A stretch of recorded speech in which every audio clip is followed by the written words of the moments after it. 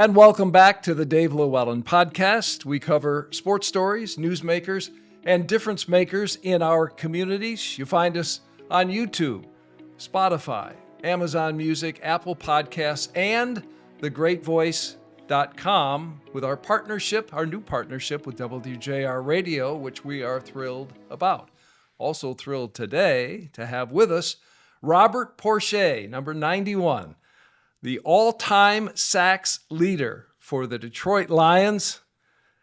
95 and a half sacks, if I remember that correctly. Yeah. Three-time All-Pro, all-around good guy, and thrilled that you're back in town and spending a few minutes with us. Absolutely, man. It's always good to be home. This is home for me, too.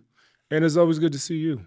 And great to be able to talk about your time here, your career, reflections, and congratulations on the Pride of the Lions. Thank you. The newest member of the Lions Hall of Fame. 22nd member. 22nd, right. And newest. And newest.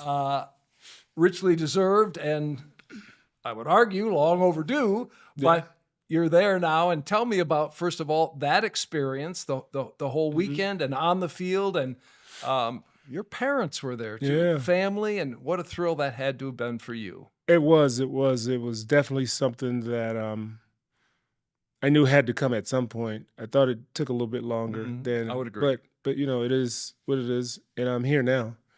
And it was great. I think it was, for me, it was just great that, you know, my parents were still here to enjoy it. My dad was very, very excited about it. But he's always been excited about anything, you know, that I've done in my career. So I knew when I told them, you know, I called and told him, because I was up here when I found out, and he was like, "Oh man, my name is going up in Ford Field." I was like, "What?" And he's like, "Yeah, you know, I'm the third." Yeah. And but I've just always kind of just gone by Robert Porcher, just that. So of course he's always, you know, there's been a couple times. I remember when I went into my college's conference Hall of Fame, the Mid-Eastern Athletic Hall of Fame. I couldn't go. Well, I didn't go because my daughter had a big volleyball game. Okay. And I just didn't want to miss that for that, you know, for the Hall of Fame. So my dad said, "Well, I'll go." So I was like, "Yeah." So he went on my behalf. And he got up and he spoke when, you know, I had to speak. So they gave him the ring and everything. So did he give you any credit that night? Yeah. He said he just said that I was being a dad, and I just didn't want to miss her big volleyball game for that. And he got the ring and everything. So I think he gave me the ring eventually, but he kept it for a long time and wore it. So he was very excited about that. My kids were there, and they're grown. They're all grown. So when I retired, my youngest daughter, she was 5 at the time. So she kind of not really remembers, you know, me playing. My son was 7. My oldest daughter was like 11, 12. So they remember. Yeah. So it was good now that they're all adults. She's 25. The youngest is 25 now. So they all really grasped and understood. And everybody's had a good time, and that's what it's all about. And you saw former teammates? That's always good. That's the highlight. Just being with those guys, and a lot of guys that that time that I was there, I came in 1992. So I played with a lot of guys that were there that were older, of course, in the 80s. Had like 1 or 2 guys that had gotten drafted in the 70s when I got there. I played throughout the late 90s, then into the 2000s, and I retired in 04. So, I mean, it's just been a lot of guys that I played with over those 13 years, and a lot of guys came back that hadn't been back in a while. So that was fun, too, to see them. So it was just a great all-around weekend. I really thanked, you know, my former teammates on Saturday when I got the jacket, the jacket ceremony, because it was about them. They were the reason why, you know, nobody does it by themselves. Right. So I kind of, you know, told a quick story about my parents and the kids, and Coach Fonce was there.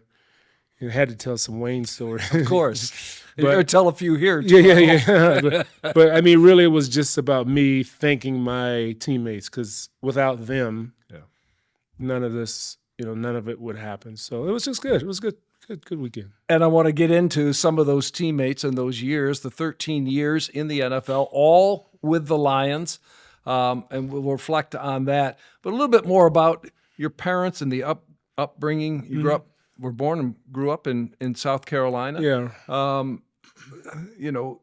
Your parents and maybe others' influences on your life, and as you say, how blessed that they're still in your life. Absolutely, yeah. I grew up in Wando, South Carolina, which is right outside Charleston. I think we're probably about 15, 20 miles from downtown Charleston. So we're right there. My parents both went to the same high school I graduated from, and they went to college together. I mean, those two, they've been married, 56 years? So they met each other in the third grade in elementary school. So yeah. They just been together their whole lives. My dad is 79 now, and my mom's 78. And, they're just great people. They're good people. They both were the first in their families to go to college and graduate. And, they just always really kind of stressed education and, just being good human beings. I'm the oldest, of three. So I've always kind of taken it seriously, not so much my schoolwork when I was young, but I've always taken that responsibility of being the oldest serious. And when I left high school, I just always wanted to, just make my parents proud. That was always my biggest thing, and it still is. So again, like when we were there on the field, yeah, I'm looking at when they unveil my name and everything, but I immediately looked to my father because I wanted to see his reaction, to it. So, I just grew up in South Carolina. It was great going up there, and I left and at 18 and out of high school and went to Tennessee State University in Nashville, and I chose that over South Carolina State. I didn't play a lot in high school just because I was just always goofing off, and my parents were, especially my mom, was really serious about the grades. So by my second half semester of my junior year, it became apparent they weren't playing about the grades. Yeah. So I had some expectations for you. Yeah. So I got it together. Then I played my senior year in high school, and then I was the only one on the team who got a scholarship that year. And I took our running back because he had been like the poster good student all 4 years of high school, and he didn't get like any offers. So I told them that, well, if I come, he has to come too. So the both of us went to Tennessee State, and he left after his first year because he just couldn't get on the field. And I stayed and I played, and then we got a new coach. Then I transferred to South Carolina State, played there, and got drafted and came to Detroit, and that's how I got to Detroit. When you were playing at South Carolina State, especially that second year, right? I mean, did you have expectations? Did you believe that you were going to be drafted? I mean, you were a first round pick. Yeah, I mean, 26th overall or something, right? Yeah, I mean, 26. Yeah. So, but you had the feeling that that you were going to be drafted. I thought that when I left Tennessee State University, when I transferred, I was our left defensive end, and Anthony Pleasant was our right end. And when I left and transferred, he got drafted by the Browns in like the third round. And I just remember when he called and he was telling me how when he actually signed and he got his signing bonus, and back then he got $135,000. And I was just like, wait a minute. When you signed your contract, they gave you a check for $135,000? He's like, yeah. I was like, wait a minute. You got a pen and you signed your name and they gave you a check and you're going to get paid for playing. He's like, yeah, why you keep asking? I was like, I'm just trying to get in my, and that thing just drove me. I was just like, okay, that was my barometer. Because I was just like, okay, I am just as big and stronger than him. And your motivation then. And my motivation. Because I was just like, dude, if he's, okay, so worst case scenario, if I don't get injured, I will be a 3rd-round draft pick and I'll get $135 signing bonus. So then the next season, I start the season on fire. I started on fire because, of course, that's there, right? Yeah. And I'm going, and we're playing Newberry. Yeah, we're playing Newberry, and I have tackles behind the line. I've already got about 2 or 3 hurries. I got a sack. I'm on fire, and I twist my ankle. I was just like, oh my God. So now I'm done. I'm done for the day. The ankle is really bad. So here we are 2 weeks later in the season of my junior year. So now I try and play again, and I retwisted trying to. So now I got to sit out. So the whole season was just a disaster. It was a disaster, and I was just devastated. But then, that off season came, and I just really kind of refocused. The ankle got fine. I made sure I didn't have any issues. And then that spring, going into spring ball, I just had a terror of a spring, camp. It was very good, very good. I just felt strong, everything. And then when we started the season for my senior year, I just was on fire, and I didn't get injured. Good. And I just picked up from where I was before I got injured the year before, and that's how I got to Detroit. First round pick, yeah. Yeah, fantastic. First ever from South Carolina State. Yeah. And our conference. So, I was very proud of that. I didn't really think about it at the time, but now as older and reflect, that's coming from a 1AA school. That's pretty impressive. Indeed. All right. No, I didn't remember that when you first came, they were playing 3-4 defense. I hate that, man. I hate it. And so more inside than outside, but you made your mark as a defensive end, but until we switch to the 4-3, I mean, we didn't see the real Robert Porcher in Detroit, did we? So, I mean, it's in the past. There's nothing I can do. When you get drafted, there's nothing you can do. Right. You play the system. You have to play the system that you are drafted in.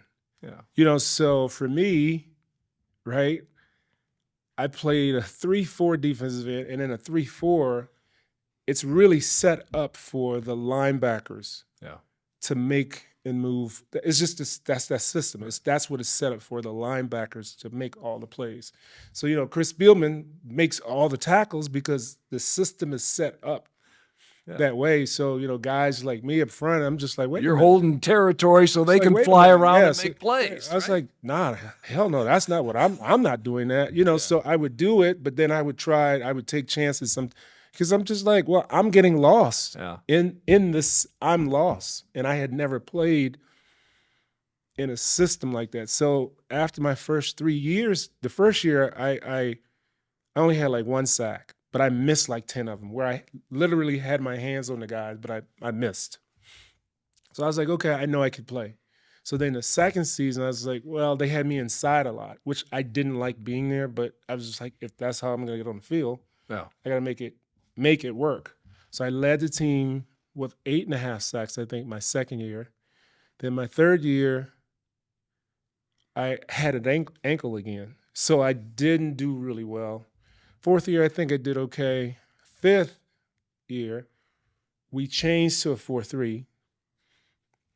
But I love Coach Fonts to death. But they drafted Luther Ellis that year. So Luther is 6'5", 315 pounds. I'm 6'4", 270 pounds. They got me playing tackle, and they got Luther playing in. Yeah. So I'm just like, what in the hell is going on? This is crazy. But again, I was there, and I was just like, you know what? I got to go. I've already been here. This is my 5th year here. My contract will be up. I'm just going to leave because clearly they're not utilizing me right. So then that offseason, they signed me again. But I have a Coach Fonts, my agent, and myself, we sit there talking like right after I signed, because I was just really kind of just I just didn't want to be here anymore because I was just like, I've been here 5 years, man, and you're not utilizing my skills. Just not. And I was just like, I can't continue because I can't get these 5 years back. You know, I'm at the halfway point now because my goal was always to try to play 10. So coach was just like, what is it that you want?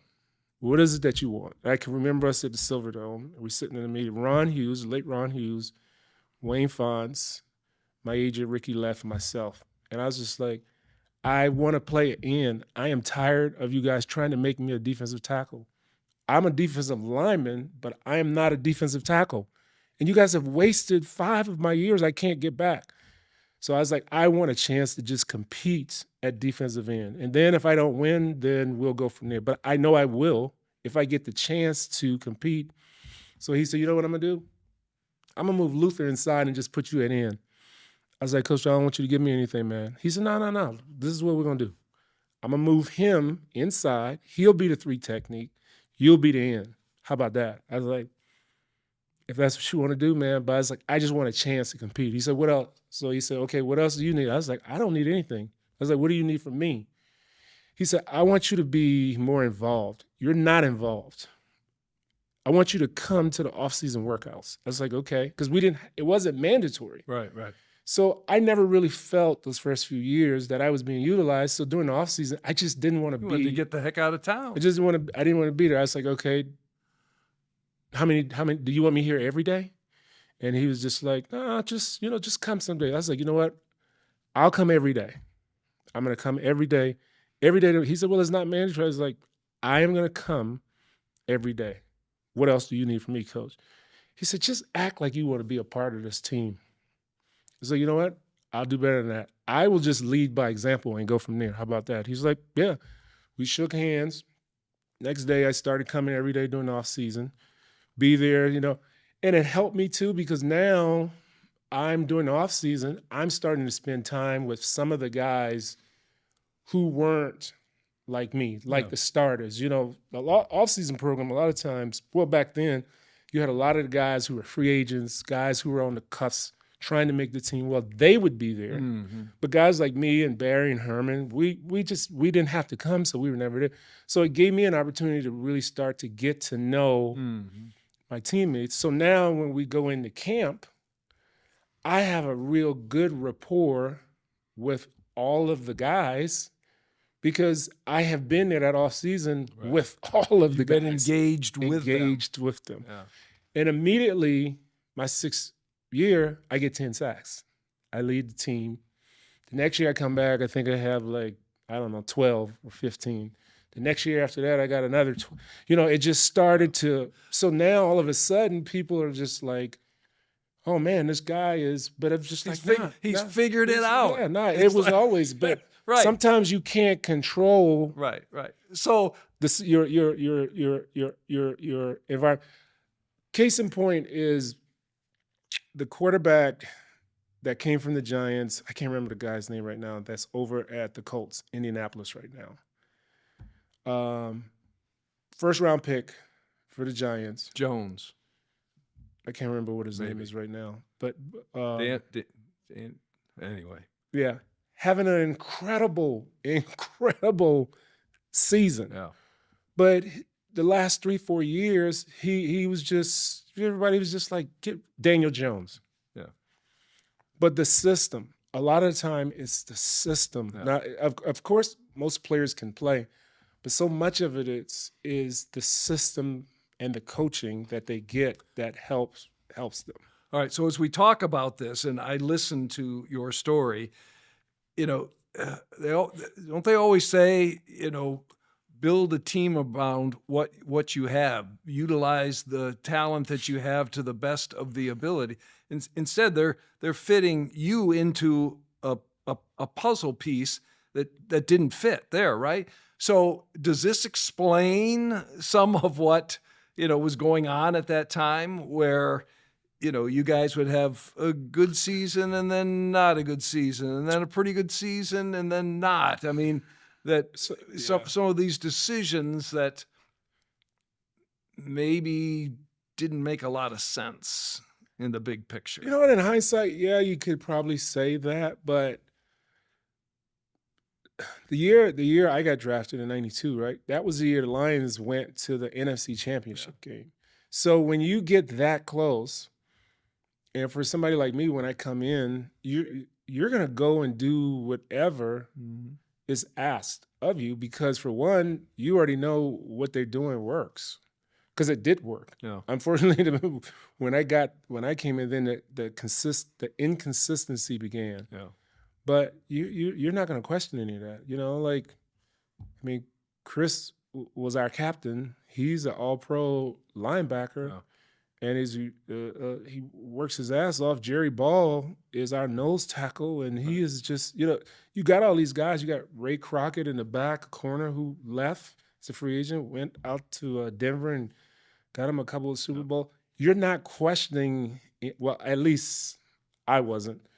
Early on. Right. But once I've been there for a while, I'm just like, wait a minute, man. No, this is not working. But, it did work out. It did work out. I'll say it did work 13 years, 95 and a half sacks, all-time sack leader, and now in the Lions Hall of Fame, Robert Porcher. Number 91, joining us on the Dave LewAllen Podcast today. Thrilled to have you here. Yeah.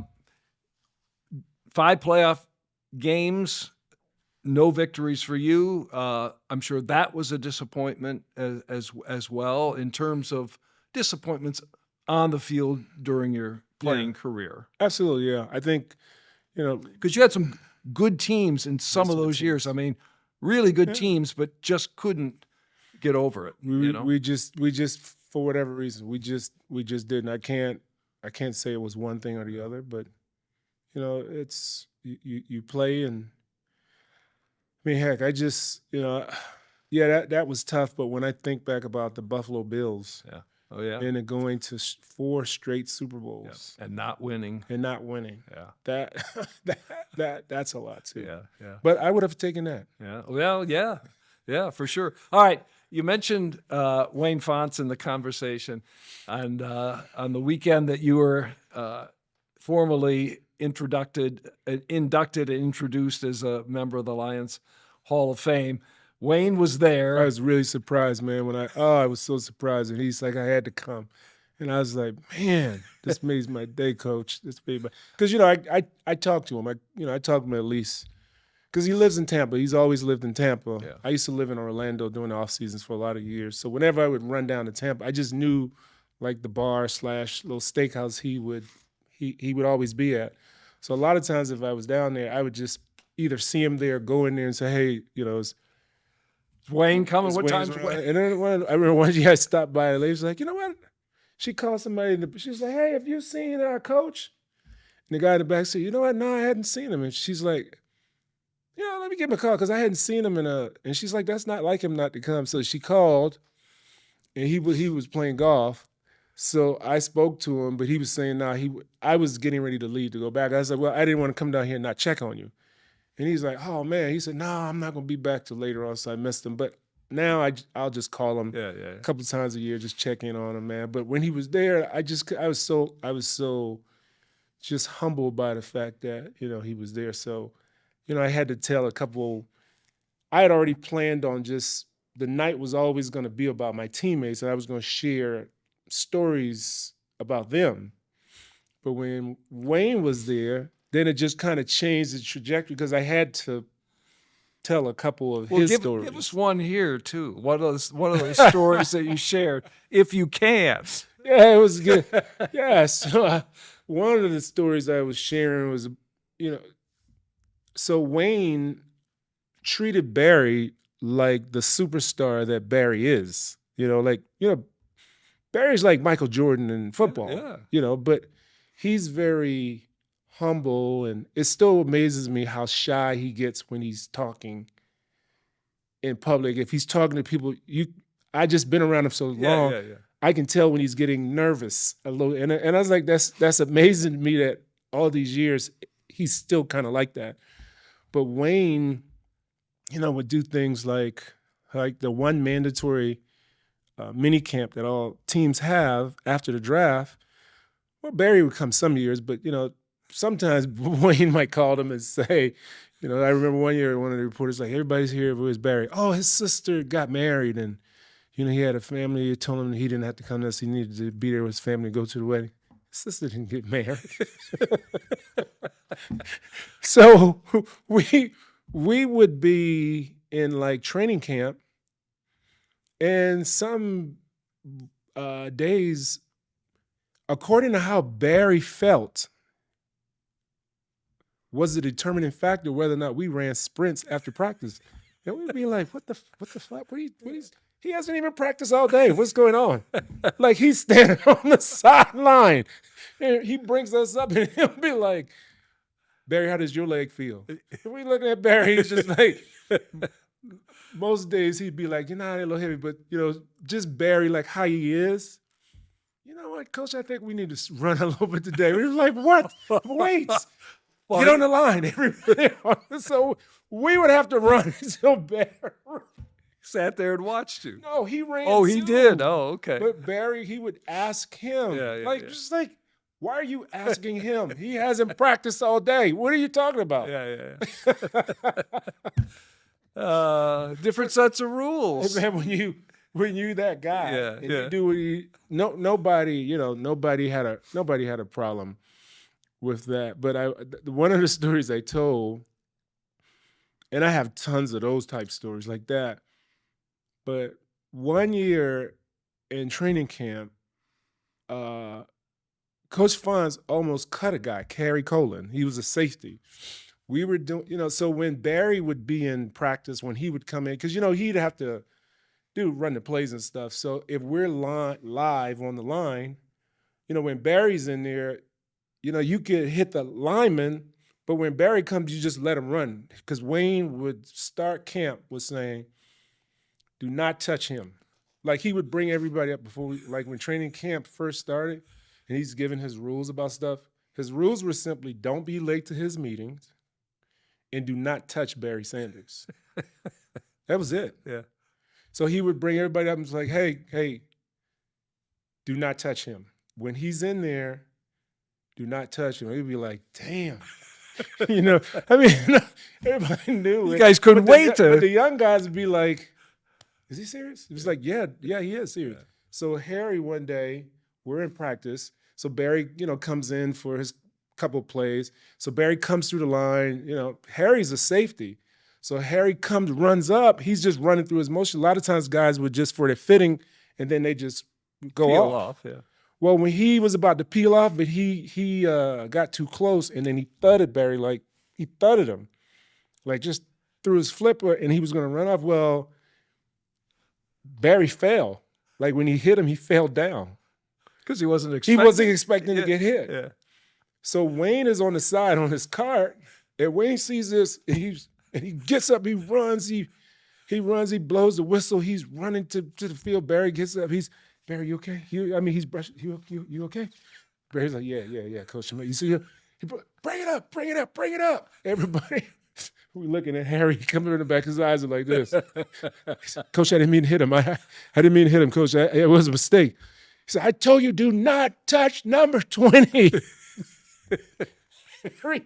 Harry was so afraid, man. We were just like, God damn, he's about to get cut. Yeah. But he spared it. All right, how about did guys like playing for Wayne, though? That was always the impression that we all got, that even though there were ups and downs and good days and bad days and good seasons and bad seasons, guys genuinely liked Wayne and liked playing for him. Yes. Well, I'm always going to be partial because he drafted me. But yeah, guys did really like playing for Wayne. Wayne's thing was when the cameras were on, he was going to do all the song and dance. And, one year he had the little Mickey Mouse hat stuff, all that kind of stuff. But, man, behind closed doors, man, that guy he would let us have it, man, when we weren't doing what he thought or how he thought we should. He would let us have it.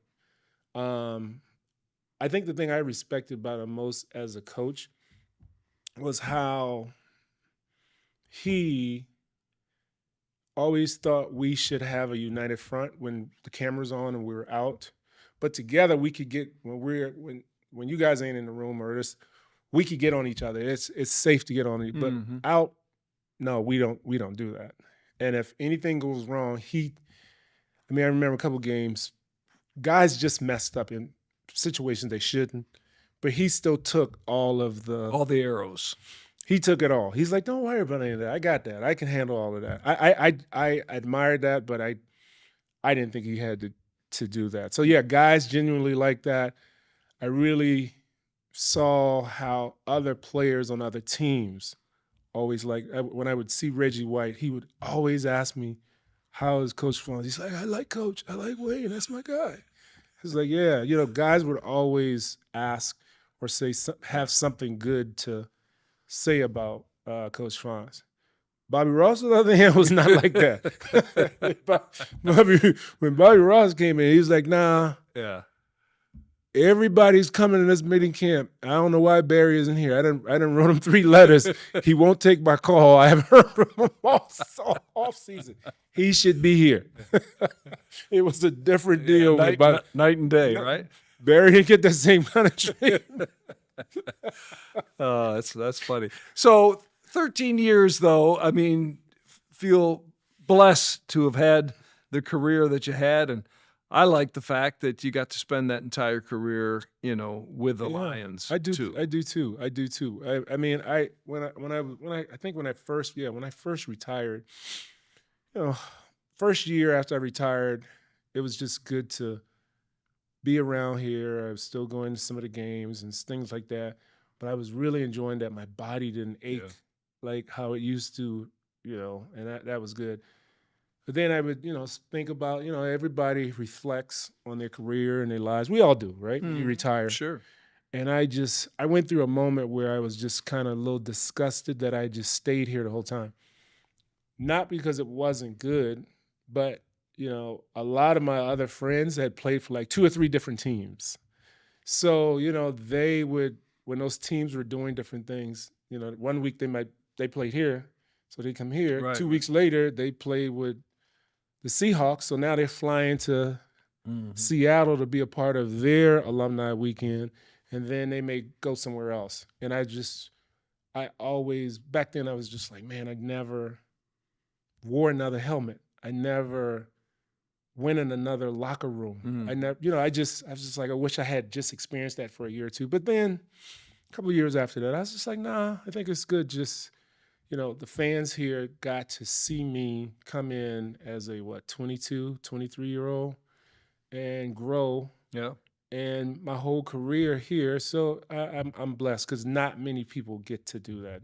It's not a lot of guys that can say that. So. Not a lot of guys who can play 13 years and play at the level that you played at as well. Yeah. So there's all of that. You are part of history. All right, so let's talk a little bit about where we're at today with this Lions football team. 15-2 last year, but a disappointing end in the playoffs after, the season before. Back again, they're certainly right in the window, to still achieve some great things, maybe.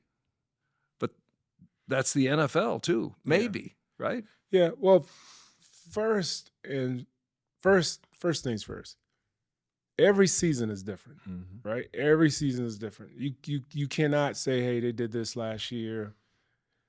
One of the things I see about the team now that I really like, they're really in that space where all of those great teams are before they make that next step, which is, they have a heartbreak loss in the playoff. Then they come back the next year and they just pick right back up where they left off. And now they're going and going and going.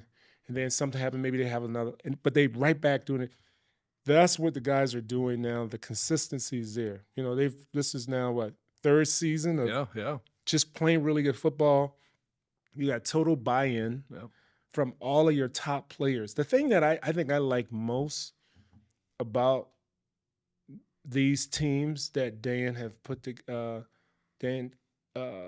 Coach Dan has put together the last couple of years is no one seems to get down on themselves. they always seem to be together no matter what. Yeah. Like if a mistake happened, you're not seeing them unravel against each other on the sideline, or guys, like Gibbs and Montgomery sharing the backfield. You're not hearing any of them to the media like, well, I should be playing more. They're always together. They're cheering each other on, no matter who's in the game. It's a complete team. I think that is something that you can't put a price on. Last year, with the amount of injuries, it is incredible. The defense was devastated.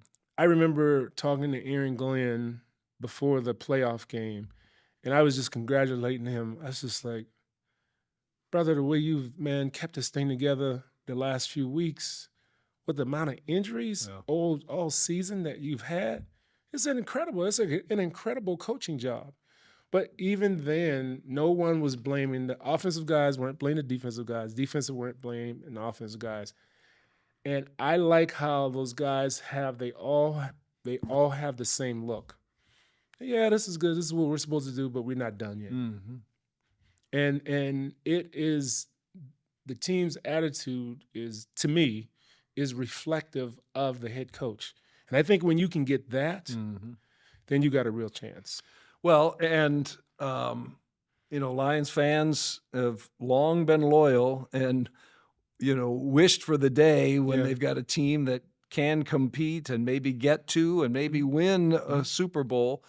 As a former standout player for this franchise, you have to hope for the same thing, right? Absolutely. But the good thing is, with what you just said, as a fan now, and now me as a former player, now fan, we do have a competitive team. Our team is competitive. Our team was competitive last year. Our team was competitive the year before that. And then the year before that, they were positioning themselves. You could just see it. Growing. Yes, growing and going through those pains, but it was coming together. So we do have a competitive team. And now it's just a matter of just continuing to build, continuing to stack those blocks and keep building. And hopefully the injury goddess shows us a little mercy, because sometimes, as we all saw last year, she's not always kind. Right. You can overcome a lot, but not what happened to that defense last year. No, that's impossible, man. And to see Aiden come back from that injury he had and playing the way he is incredible, man. That is incredible. So I think we got all the pieces. We got enough pieces. Defensively, I would like to see them a little bit better, but they're getting there. To see this, we're still early. Aiden's the new beast. You were the beast. So at defensive end, and he's making his mark for sure. He's off to an amazing start. What advice would you give him in terms of, you played 13 years and played at a high level? What's the key to, aside from staying injury free, you barely missed any games in 13 years, maybe five, Four. your whole career. Yeah. So, that's one thing, but what else is important to him to be able to stay at that kind of level? Is it just the drive and the motivation?